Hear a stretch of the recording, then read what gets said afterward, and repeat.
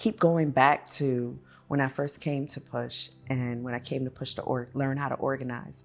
And I think about all of the people that were around in that moment and how I didn't know how instrumental they would be in my leadership, and also like what we need to fight this long arc fight with National Fuel.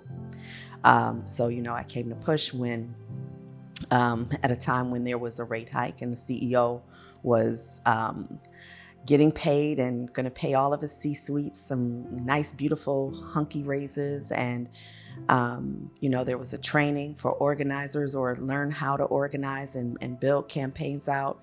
And that moment, I always come back to that because the folks that were in the room were everyday people like me, just trying to figure out how can we topple this on its head. Then I remember, maybe it's not one moment, maybe it's a combination of moments, but in that, going downtown and actually demonstrating against National Fuel at their headquarters at the time with my family, like that is really what it's all about. And I think about the fact that that is the same cadence that I've kind of operated and what I promote, like with other people, like just bring the kids, bring everyone who's interested, tell people, and this is how you organize. And this is the difference between maybe shouting out and being frustrated and stewing in your, frustration and actually taking some steps that really produce a result, right?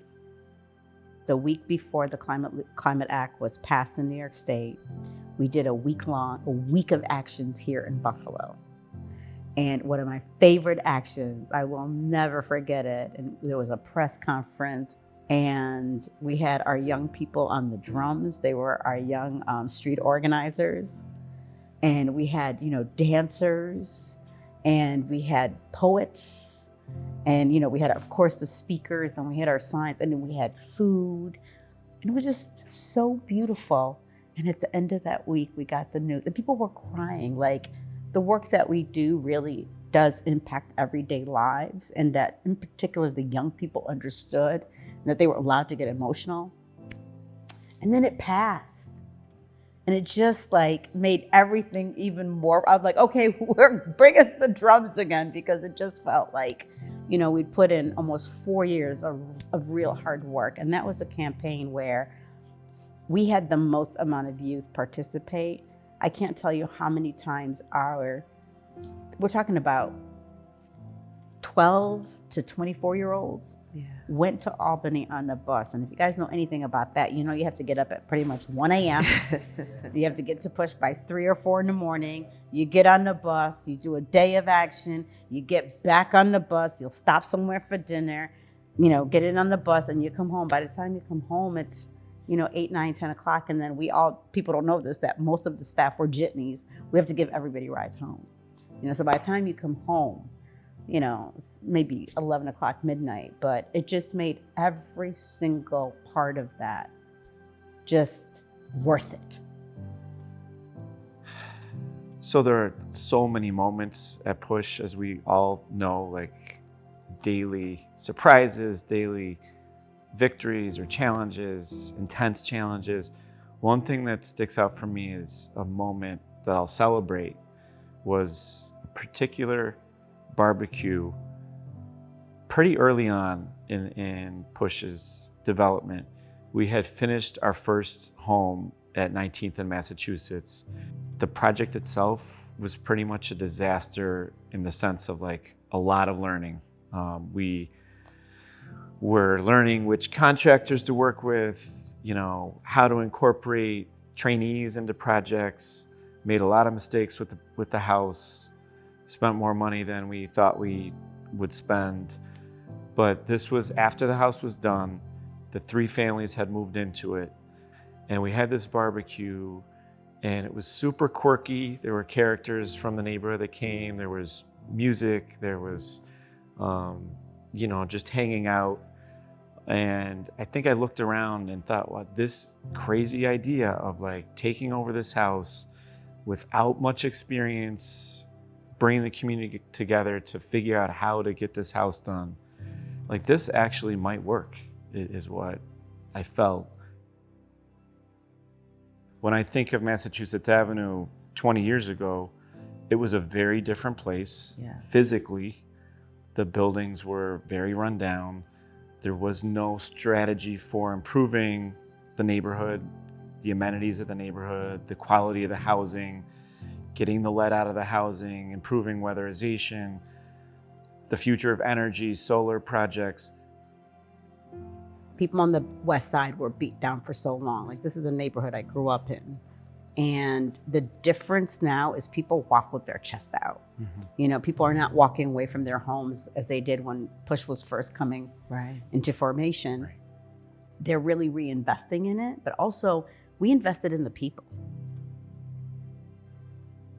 Throughout the years, there's been like this spiral of all of these things that we have to do and have to respond to, we have to react to, that we have to prepare for. So there's been a lot of change.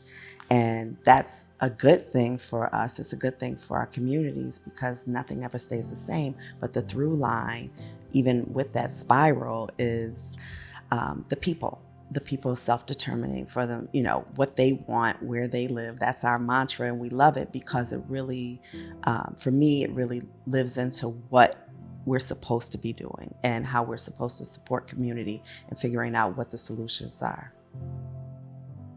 What I've always believed about the city of Buffalo is that we have everything that we need to be an example to the world of Yeah. what a truly livable, equitable, thriving, resilient, multicultural community could Right. be, because we have all of the ingredients to make that happen. And the muscle memory that Push has, the muscle that is built, needs to be duplicated in every part of Buffalo, with also some new technologies and new ways that, like, practicing those same sort of values, the strategies, the tactics that Push has been practicing with for so long, and practicing them in other parts of town, and then taking the assets from, you know, there's so much, all I see is nothing but huge potential, huge opportunity, incredible talent, incredible beauty, that if it can be applied, is actually the direct response to authoritarianism. Exactly.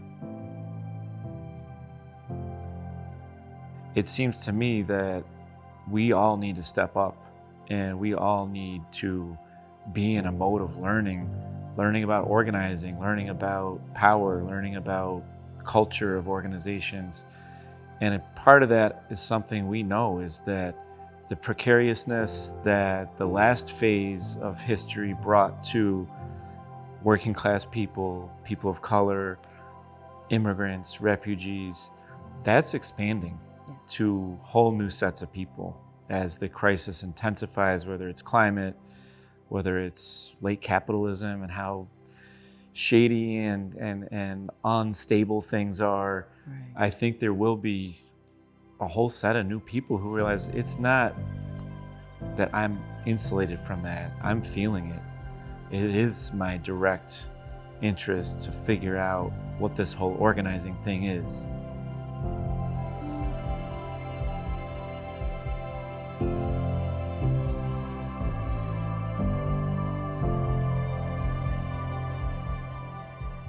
Go get your people. Bring them back to the table.